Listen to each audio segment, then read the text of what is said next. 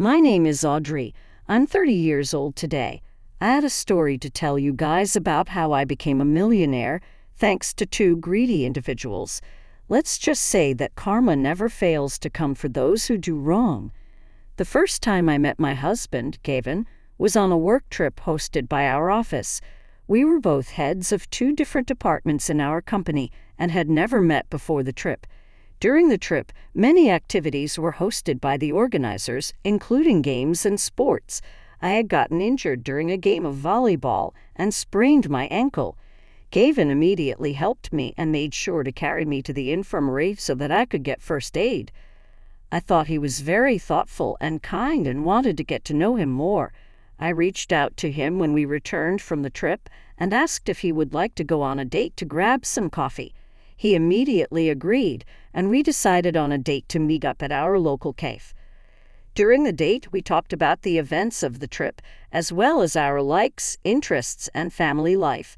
I realized quickly that Gavin and I had the same taste in sports, television shows, and even hobbies.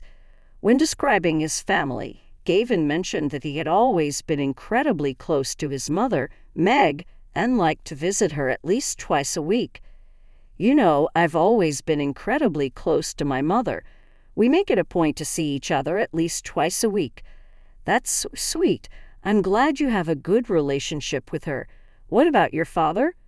Well, he left us a few years ago, and we have minimal contact. Oh, I see. Is everything all right between you two? It's complicated, Audrey. Let's just say it did not work out. What do you mean, did not work out? He's your father, not your boyfriend. Yeah, it's just he wasn't very helpful, so my mom and I left. Not helpful in what way? Like financially or emotionally? You know what, we have a lot of other things to talk about. Could we please move on? Oh, of course. I'm sorry. I didn't mean to intrude. I just wanted to get to know you a little better. We can talk about something else. Did not think much of it and brushed it off as a sore subject for Gavin to talk about. I was sure that the closer we got, he would open up to me about his past. After that day, we met a few times over the next few weeks, and even during work, I began eating my lunch with him daily. In a few months, we had become incredibly close, and things began to get serious. I knew his birthday was coming up and decided to plan a surprise party for him. I reached out to our friends to help with the party planning and the guest list. Knowing how close Gavin was to Meg, I decided it would make sense to invite her to the party as well. I was in two minds about inviting his father, as I was still unsure about their relationship, and finally decided not to invite his father as I did not want his birthday to be ruined in any way. The day of the party arrived, and all the decorations were done. I left work early to set up Gavin's apartment and get the cake and food for the party. Soon, the guests began pouring in, and everyone was excited for Gavin's arrival. A few minutes before Gavin was supposed to enter, I saw a middle-aged lady walking to the door. She was dressed in a fancy green evening gown and carried a branded handbag. I walked over to her and introduced myself. Hello, I'm Audrey. You must be one of Gavin's close relatives. It's nice to meet you. How do you know Gavin? Oh, finally someone with some manners. I'm Meg, Gavin's mother, and yes, I'm the most important guest here. He's my son, you know. Of course, Meg. I didn't mean to offend. Gavin talks so fondly about you. Please come in and make yourself comfortable. Well, I should hope so. I practically raised him all by myself. I hope you've done a decent job planning this party. I've put in a lot of effort, and our friends have been a great help too. I hope you enjoy it. We'll see about that. Just make sure you don't get in the way of my time with Gavin. He's my boy, after all. Oh, of course, I wouldn't want to come between you two. Gavin cherishes his relationship with you, and I respect that. However, Meg did not seem impressed by any of my gestures. She loudly criticized the decorations and insulted the others at the party. Despite this, I did not react to any of her actions and made sure to show her hospitality, wanting her to approve of me. Eventually, I heard Gavin's car approaching the house and went outside to greet him. The surprise went well, and Gavin was overjoyed at the effort I had put in. We cut the cake and gave him our presents. Meg demanded to be next to Gavin in all the pictures, including those with just Gavin and me. She'd also declared that her gift was the best and that Gavin would surely love it. To my surprise, Gavin did not stop Meg from causing a ruckus, and instead entertained all her requests. He made sure she was always by his side. When it was time to sit down for dinner, everyone took their place at the dining table. Gavin stood up to make a toast and thanked everyone for attending his birthday celebration. He said that he had a very important announcement to make and was glad that everyone was there to witness it. Before I could react, he went down on one knee and pulled out a ring to ask me to marry him. I was overjoyed and cried happy tears before enthusiastically agreeing. Everyone cheered and gave us their congratulations. However, I noticed that Meg got up and left the table. I was confused, so I called it to Gavin's attention. "Babe, your mom left the table. Is everything okay?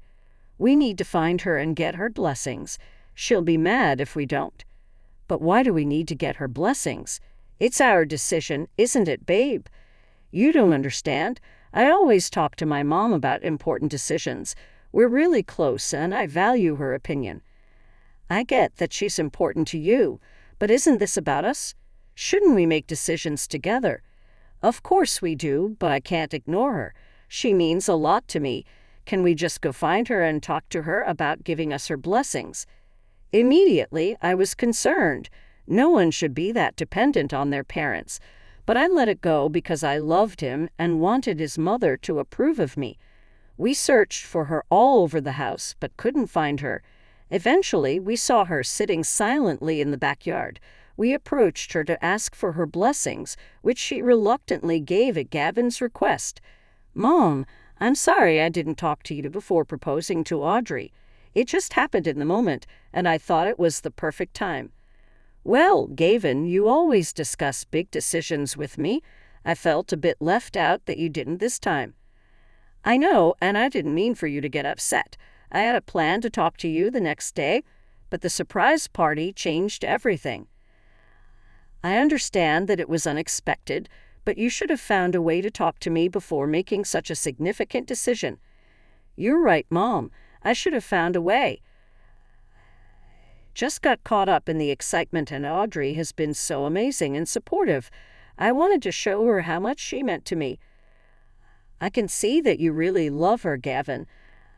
I just want you to remember to include me in your life, especially when it comes to important matters." "I promise, Mom. I'll work on communicating better with you. You're an essential part of my life, and I want you to be part of Audrey's and my journey together.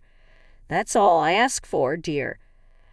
I decided I didn't need to listen to the rest of their conversation because I was beginning to feel like I was eavesdropping, even though I knew I wasn't. I turned around to walk away, and when I was just a couple of steps away, I heard her tell him how I was not good enough for her son and how he should reconsider marrying me. She also said that I was not beautiful enough and was only interested in Gavin for his money. I ignored her taunts and pretended not to have heard any of it. In the next few weeks, we began to plan our wedding. Meg never lent a helping hand in any of the preparations. She wanted to make decisions on which dress I would wear and threw a tantrum when I told her that I wanted to choose my own wedding dress. She'd also asked to meet me a few times to tell me that I would be expected to pay more than half of the wedding expenses, as I was lucky to be marrying Gavin and needed to contribute. I did not take any of these incidents to heart, as I assumed that she would warm up to me once we were married. Finally, after weeks of planning, my wedding day arrived. I began getting dressed in my dressing room, surrounded by my bridesmaids and my mother.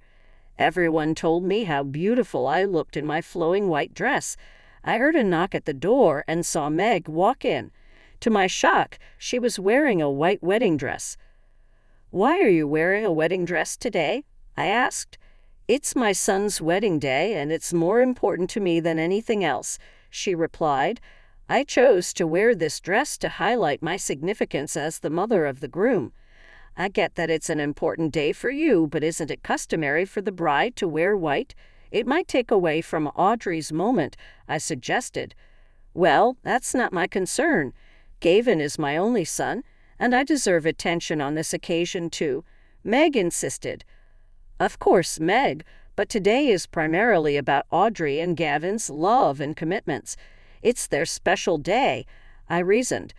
"I know that, but I'm just making a statement. My presence here matters as much as anyone else's," Meg asserted. I was furious, but decided not to cause a scene and ruin the whole day.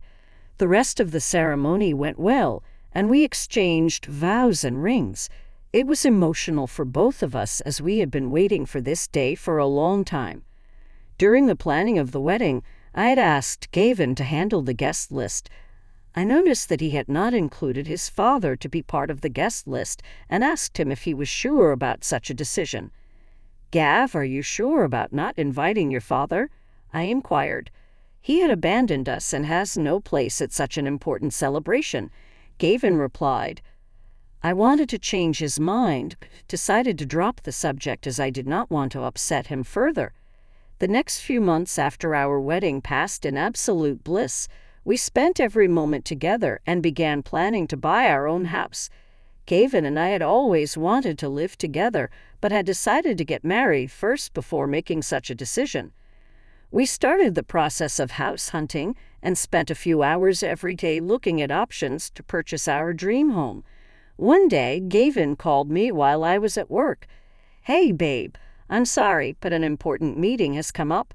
I won't be able to go house hunting with you today," he said. "No worries, darling.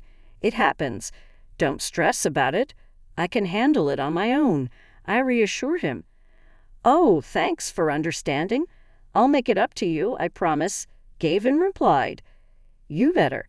Just focus on your meeting and we'll catch up later." "Love you," I said. "Love you too, babe," Gavin replied. After work, I got into my car and began driving to the location of the property. I looked at the profile and saw that the house was on the 10th floor of a building that was still being constructed. I reached the location and met with the realtor, who informed me that another guest had arrived under our name to look at the property. Knowing that Gavin was busy, I was confused about who this person was. To my shock, my mother-in-law was at the door, waiting impatiently. "Why did you come to look at the property?" I asked her. "I wanted to make sure that the house was good enough for my son and that it would have a place for me to stay when I visit," she replied. I did not want Meg involved, but allowed her to join me to avoid making Gavin angry. We began the tour of the house, and Meg did not stop commenting about how shabby the building was and how the house was not up to her standards. By the end of the tour, I was very frustrated and wanted to leave as fast as possible. The realtor stepped away to take a call and informed us that he would show us the rest when he was back. He'd also warned us about being careful as the house was under construction and could be dangerous. I began walking around and noticed an unfinished staircase outside the house. I did not notice Meg approach me and suddenly felt someone kick my right leg. I lost my balance and fell down the stairs. I could not move and felt bruises on my arms and head. I looked up to see Meg smiling in victory before she quickly turned around and left. I could not understand what had happened and could not move for a few minutes. Eventually, I found my phone in my pocket and called an ambulance, which arrived soon. On the way to the hospital, I could not stop thinking about the fact that Meg had tried to push me down the stairs to injure me. Since I met her, I had been nothing but nice to her and was sad and angry at her behavior. Once I reached the hospital, first aid was done, and I had to undergo a few scans. I tried calling Gavin multiple times, but he did not pick up the phone. I somehow fell asleep because of the medication. The next morning, I tried calling Gavin again, and he picked up the phone. I told him about everything that had happened between Meg and me. He sounded angry and annoyed and accused me of being a liar. "I can't believe you're lying about this, Audrey. You expect me to believe you fell down the stairs while being pushed by my own mother," Gavin exclaimed. and not lying.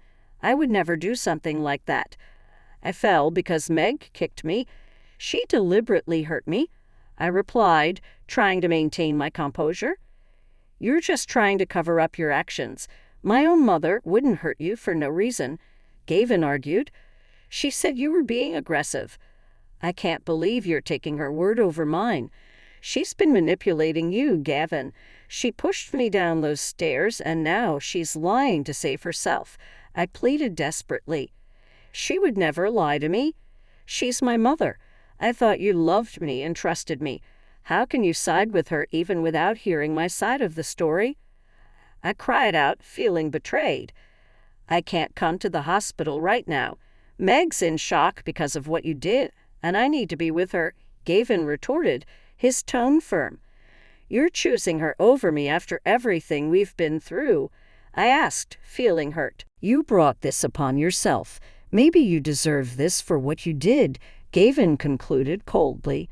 Feeling devastated, I began to cry and cut the call. I did not know what to do and spent the next 2 days in grief and shock. Soon my injuries began healing, and I began getting my strength back.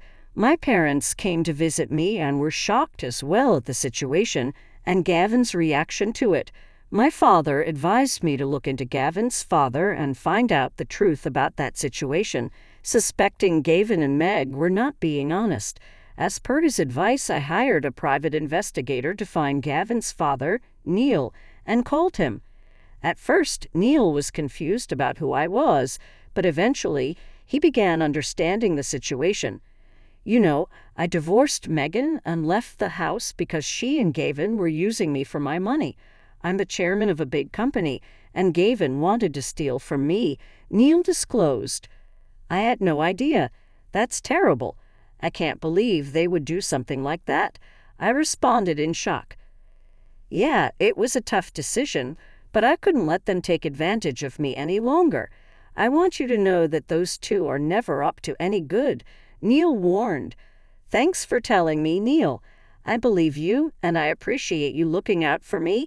I expressed my gratitude. Now, I have a plan to handle this situation.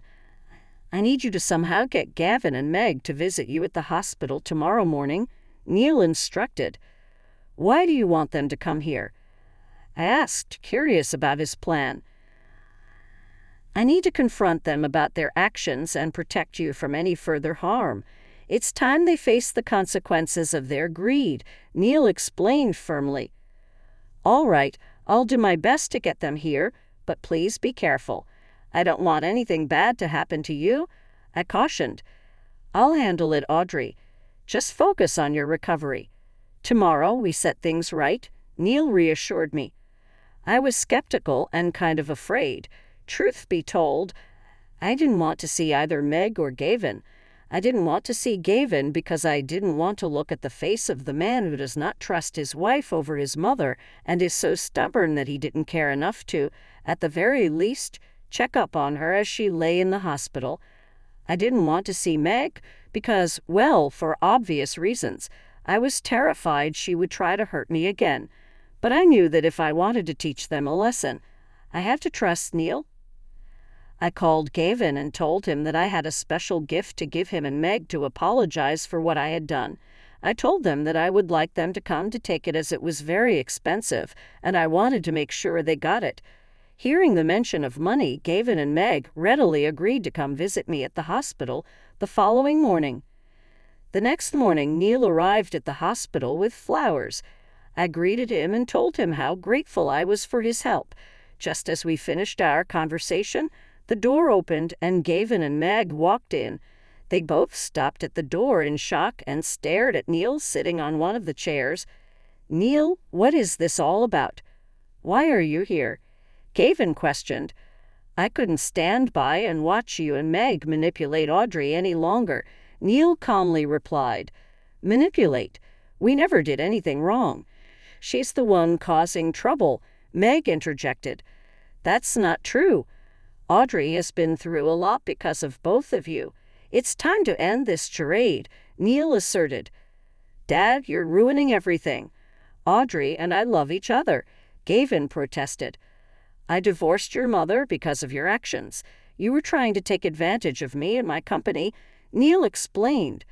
I was just trying to secure my future. Gavin argued. Dad, you never supported me. You know that I wouldn't have given you anything you asked for, yet you still went behind my back and tried to transfer my company in your name. I don't want Audrey to face the same thing. I have something to make sure it doesn't happen, Neil declared, handing Gavin some papers. What are these? Gavin asked. Divorce papers, Gavin, so Audrey can finally be free from the toxic influence of both of you, Neil revealed. How can you do this to us? Gavin exclaimed. It's the right thing to do. Audrey deserves better than this, Neil replied sternly. And that's not all. Meg snatched the papers from Gavin and screamed. The paper announced that the $40 million inheritance, which was supposed to go to Gavin, would now go to me. Both Meg and Gavin's jaws dropped. They began loudly arguing with Neil before resorting to begging him to change his mind. Neil told them that they deserved this for trying to hurt someone innocent like me, and that they were reaping the fruits of their actions. He then called the hospital security to remove both Meg and Gavin from the room, and they were dragged out.